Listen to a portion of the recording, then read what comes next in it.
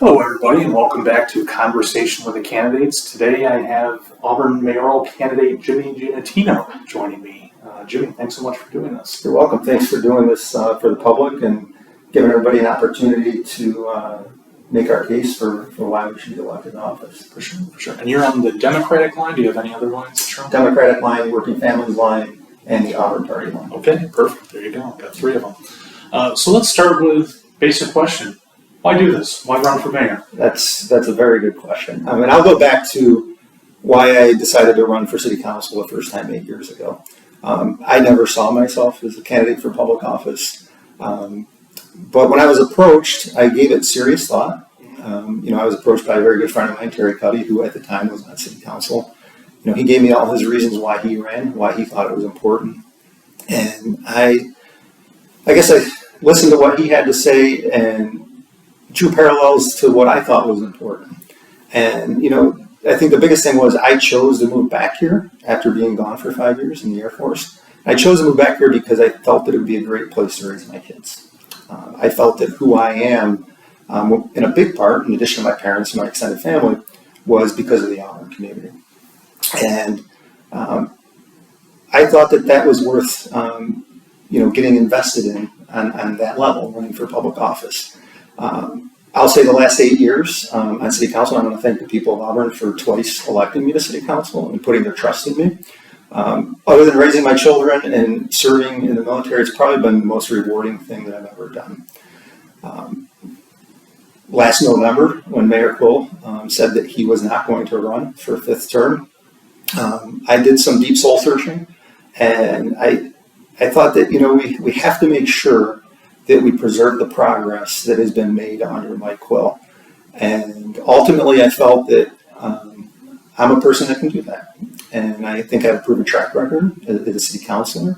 And I want to translate that to the office of mayor. And I want to continue to govern in a responsible manner and paint Auburn in a positive picture.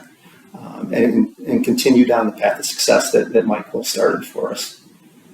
So what's, because we've had Mayor Quill in office for the last, coming up on 16 years when he ends his tenure. What's the vision for Auburn to build off, how you close your opening there? What are the big things that you hope to achieve, at least here in the first 4 years that you'll be there? Sure. So, oftentimes when you're knocking on doors or talking to folks, asking them for their vote, they'll say, what's the most important issue? And I don't ever like to say there's one most important issue. But I've kind of changed my position on that. And I think that Owasco Lake and our drinking water is the number one issue. And, this has been a problem that's building for decades. But, in the last 7 years, we've seen serious threats to our drinking water. This council in 2016 responded appropriately, and we've been fighting for the last 7 years. So number one is we've got to get the state of New York and Governor Hochul to do what's right for Owasco Lake. So because if we lose that lake, we lose everything. We lose all the progress we've made over the last 8 to 10 years. So that's issue number one. Issue number two, I would say, is economic development.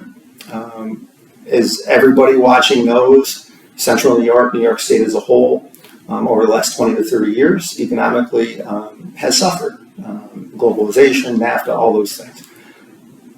We have a once in probably 2 to 3 generation opportunity with Micron coming to North Syracuse that we can transform this region, hopefully this state. We need to seize upon that opportunity. Already, locally, we have started to do that. There's been committees formed to engage with Micron. I've been in meetings with Mayor Quill, Jeff Dygert, city manager, and Jenny Haynes with Micron. So we're positioning ourselves to capitalize off of that. The news that Alstom is willing to now sell the former Bombardier site, that gives us a golden opportunity to hopefully secure one of those supply chain industries that will service Micron. Quality of life issues, our neighborhoods. I feel that prior to COVID, we were starting to make some progress with those things. We instituted several new policies, but with with many things in COVID, that kind of upended that. And we just had a presentation at council a couple of weeks ago on some additional ideas that staff has that we need to get together and start working out. Now that, I don't want to say COVID's over, obviously COVID's still out there, but the pandemic has subsided. So I would say those three things are probably the biggest issues. Okay. To kind of expand on the quality of life, are we talking housing, public safety? I guess what would you pinpoint there as? Yeah, for sure. Housing is, and I think they're all related, right? So housing is a big issue, and if you have a neighborhood that's suffering due to housing issues, obviously public safety becomes an issue. On the issue of public safety, I think we've made significant progress. We've had 2 consecutive police chiefs, in Sean Butler and Jimmy Slayton, who have been phenomenal. They're very progressive. They obviously have a very young police force, as they've had a big turnover, as much of the country has had. And I think they both did a very good job. Jimmy continues to do a good job of training them and getting them ready for policing in 2023. It's obviously different than it was 20, 30 years ago. And on the neighborhood issue, I think we've made a lot of good progress in our city parks. If you drive through the city, I think if I had to guess, I think it's about 7 or 8 parks we've completely redone. Next up is the skate park down at Casey Park. That's under construction right now. We're going to have a public comment period on the Wall Street Park, so that'll be the next playground that we do. So all of those things are part of quality of life. Okay. Looking at water quality, because that's, as you said, it is a huge issue. Sure. And it certainly impacts those in the city and outlying areas as well.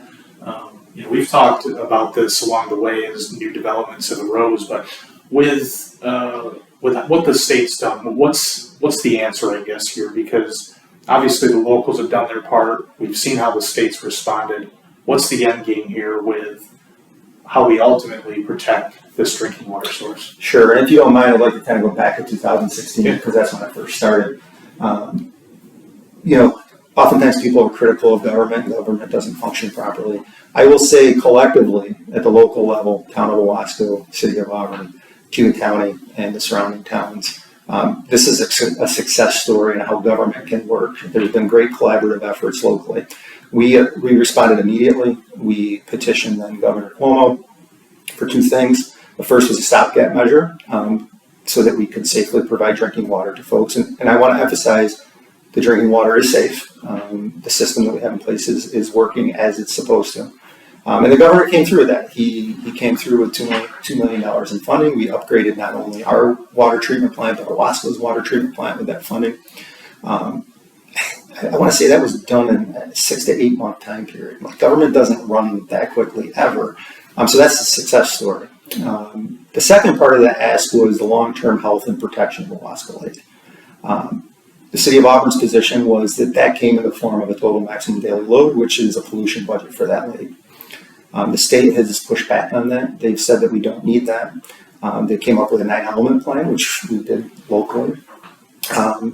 We since have proof from the EPA that total maximum daily load is required by law under the Clean Water Act. So we are continuing to push for that. The other component of that was having rules and regulations that we could enforce to protect the lake. The rules and regulations haven't been updated since 1984. So collectively, again, locally, all the stakeholders are at the table. We underwent a 3-year process. We came up with rules and regulations that we felt were robust. They were compromises because we're trying to take into consideration all the stakeholders. We sent those to the state of New York over 3 years ago for them to approve. That's part of the process. It took 3 years to get those back. What they sent back to us basically equates to dismantling rules and regulations that are actually weaker than the 1984 regulations. So I think the end game is getting the state of New York to act in good faith, to get serious about this. As you know, we've been very vocal in the last couple months. We're more vocal than we've ever been. We've once again asked for total maximum daily load. We just had Senator Rachel May and Senator Harkin here. We had a press conference. I was very candid at the encouragement of my colleagues on City Council. We asked for the governor to come here. She needs to understand just how serious the situation is. We do not want to be the next Flint, Michigan. So we need a willing partner in the state to give us the rules and regulations as we pass them, because they were compromised, and to adopt and implement and fund a total maximum daily load for our Wasco Lake.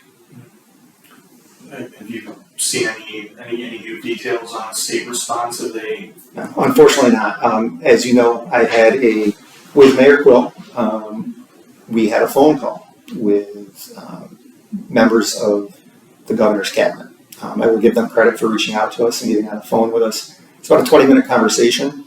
At the end of that phone call, we were very clear that we want an in-person audience with the governor because, I honestly don't think she understands the magnitude. I don't think her agency's chiefs have properly relayed that to her. We have not heard back, unfortunately. And as you know, we've also enlisted a law firm by the name of Earth Justice to assist us in trying to force the state through legal action to give us the rules and regulations that we passed. Let's shift to RDA, the recent developments there, because certainly it comes at a great time with Micron's planned investment.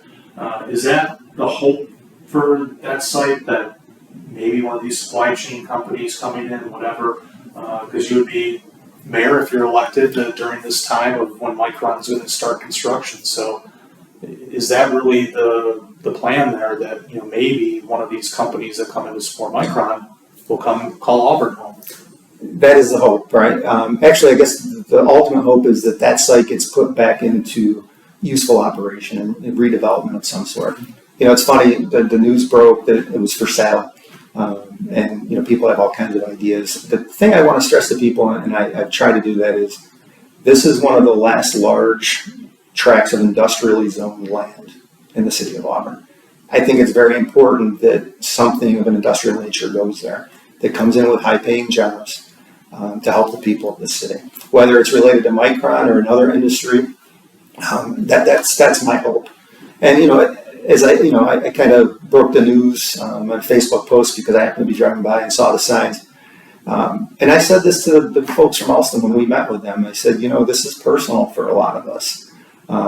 My grandfather, his brothers, they worked at Elko before it was Bombardier.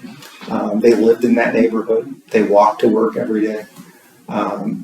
They were the children of Italian immigrants. That was part of their American dream, right? They had good paying jobs. They had houses in a safe neighborhood.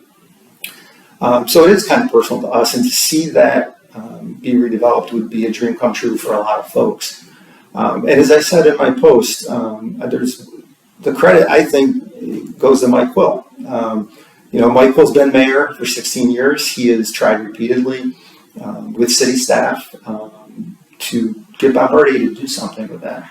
Bombardier they've been a good partner in the sense that they paid their taxes, and for the most part they maintain that property, but they were never really serious about engaging and moving that into something productive. When news broke that Alston had bought Bombardier, Mayor Quill reached out to Alston, and that's how we had our meeting. And I said to the gentleman from Alston, I thanked him for coming, and he just very frankly said, "Don't thank me, thank Mike Quill. He's the one that made the phone call, and that's why we're here."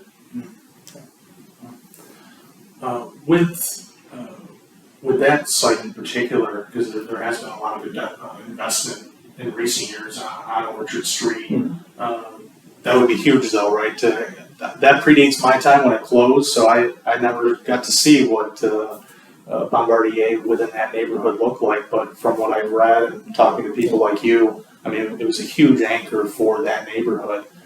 So, looking at it broadly, just within Orchard Street and the West End, really, how big would that be to get that back to life as an employer? That'd be massive, right? For not only for that neighborhood, I think for the city as a whole, and for the region, right? For all of the county.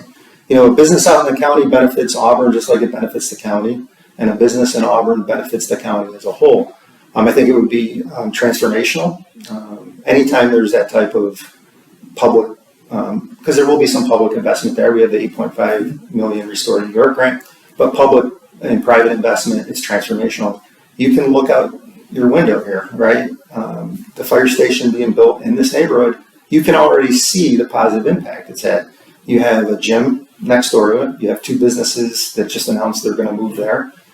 Your office is here. There's 3 apartment buildings in this neighborhood that have had significant investment in them. already. So if a fire station can transform a neighborhood like that, think about what a industrial site of 15 acres, if that's redeveloped and put back into use, what that can do for not only the neighborhood but the city as a whole. Sure. You have some big shoes to fill with Mayor Quill, serving 4 terms as long as he has. In what ways do you see yourself, if you're elected, continuing that legacy, but also how would you forge your own within that position? Basically a question of what similarities do you see, what differences do you see?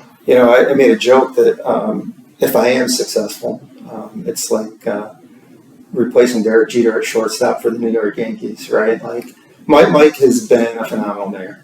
He is the consummate public servant. He's a United States Marine, firefighter, and then mayor. And quite frankly, he could have retired as fire chief and lived a long, happy life in retirement. And he answered that call to public service again. And in a lot of ways, I think that's how Mike and I are similar. I enlisted at 17, and I've been serving in some capacity, whether it's in the military, local government, or not-for-profit boards, in some manner my entire life. I think it's about leading by example, respecting the dedicated, hardworking professional staff that we have, because it's those folks that make us successful, right? They do the actual work. So continuing that track record, Mike will. I remember when he ran the first time, and I still had the letter opener in my desk. He gave out these letter openers, and it said, "Quote for mayor," and it said, "Bring class back to City Hall." And that's exactly what Mike's done, and he's always painted Auburn in a positive light. And that's something I promise I'll continue to do. We have, we certainly have issues here, just like any other community, but it's how we respond to those issues, address those issues. And you've gotta sell Auburn is what it is. It's a great place to live, a great place to work. So I think I would continue that. And Mike's done a great job with that. To shift back to economic development, looking beyond RDA, certainly we've had the DRI investment, which is wrapping up here.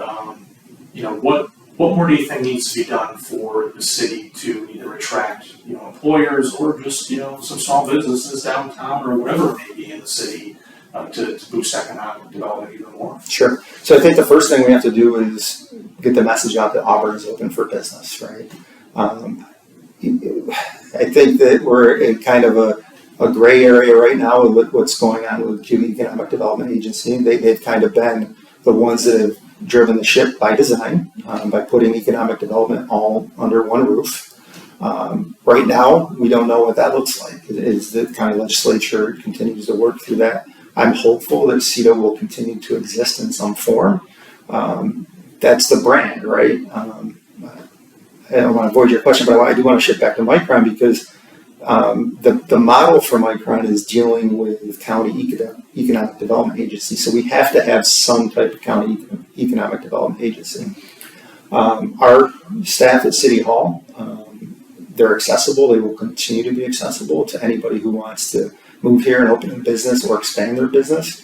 The example I'll use, a few years back, there was a company that was interested in coming to Auburn.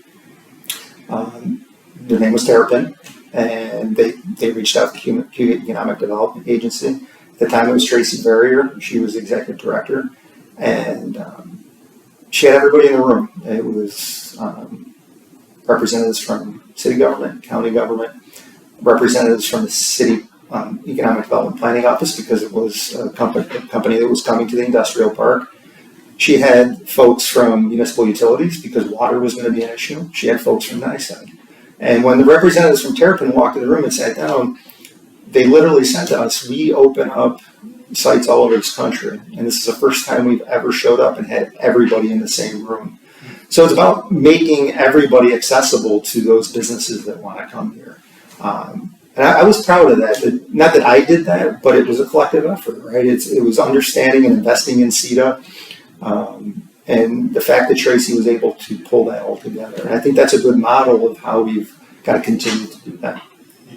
I did want to ask you about that because it's been, I think, we can take some responsibility in covering this the way we have presented as just a county issue, when in fact, the city does certainly benefit from CETA and when works with CETA. Just given how their situation has played out, they've let go of a couple executive directors within the last year. Obviously there's, some uncertainty there with what their future is. Do you see a role in, if the county isn't going to lift them up and support them, does the city step in and say, well, we need this resource, maybe we provide funding as much as we can? Sure. Just given, where things stand now. Yeah, so I'll start by saying I hope that doesn't happen. I hope that some reasonable solution can come to be for CETA. Again, because the branding is there, right? That's what everybody knows for the last, 12, 13 years. So I'm hopeful that will continue in some form. If it doesn't, the city will have to respond in some way. Obviously, Auburn Industrial Development Authority falls under the umbrella of CETA now. That would have to be brought back in-house. And we'd have to evaluate how we could fund some type of economic development again from City Hall. But I think that's counterproductive. I think we need to be accessible as an entire county. Again, I want development in the northern end of the county. I want development in the southern end of the county because it benefits the county as a whole, including the city of Auburn. So I think I've answered your question. I hope that doesn't happen. I hope that we can continue to see CETA exist. To kind of follow up on the other points you made about quality of life, with housing, I know, there certainly has been a lot of progress on this, but, what different types of housing do we go to? Just being a, younger, Sure. for now, working class guy. I look around and, there's senior housing, of course, there's no dispute there. Obviously more for, lower income folks that need a home, affordable housing. But in between, the housing stock is, let's say shaky at best, and especially, among rentals. So how do we bolster that, especially if we're trying to bring in business, capitalize on Micron? How do we make the housing stock, more appealing for people that might be coming into Auburn? Sure. So, one of the benefits of the Micron announcement is that Chairman Gould at the county formed 4 commissions, one on housing, one on available land for development, whether it's industrial or for housing, workforce development, and energy. I sit on the housing committee, and it has fostered very productive conversations. So I think we're on a good path forward. There are representatives from all over the county, from real estate, from finance. One thing that we've discussed is having a housing study. Having somebody come in and evaluate what's available, what's needed. And we want it to be something where it's interactive, where they go out into the community and talk to people like yourself, working professionally, you and your wife both, you have a child, and asking questions like, do you want to own a home? Or would you rather rent? Do you want to rent an apartment? Do you want to rent a townhouse? Because it would be helpful to understand what the actual demand is before you push things into a certain direction, right? I can tell you that, again, since the Micron announcement, there has been significant interest in the city of Auburn in available land for housing by private companies. Part of that is we have the utilities. We have water, we have sewer, and we're undergoing a massive investment and expansion in our wastewater treatment plant. Part of that is because we have to environmentally, but the other part is you have to have sewer and water infrastructure for industrial development and for housing. We know that there's a lack of good market rate housing in the city of Auburn. And we're hoping that this interest by these private companies is something that we can help push forward. Great. Did want to ask you too about, one of the things, and there's occasionally online comments about this, like, certain type of business opens up, another one of these, could be a car wash, Sure. a dollar store, whatever.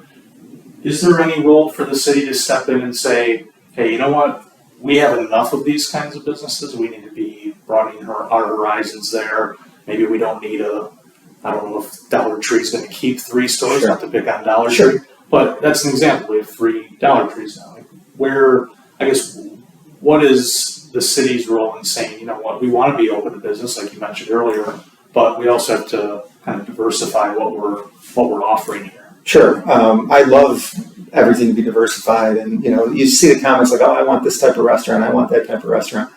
I think it's a tough thing, and it's a fine line, right? A local government saying to a company that, obviously, we can look at it and say, wow, there's too many car washes, but would they be coming here if they weren't going to make a profit? Like, they must see a need for it. I think that we can continue to, work with the Economic Development Agency to try to attract different businesses here, for sure. But I don't think it's up to us to tell, a car wash, no, we don't want you, because I don't think they'd be building it if it wasn't something that they were going to be profitable at. Okay. We'll close with this. What's the pitch to voters? You're going around, you're knocking on doors, you're going to events, you're kissing babies, you're doing all the things that politicians do. Sure. What's the pitch as to why you should be the next mayor of Auburn? I'll say that for the last 8 years and now is running for election, I've worked extremely hard for the people of Auburn. I've been present. During this election cycle, I've knocked on 2,600 doors so far. I plan on continuing through election day.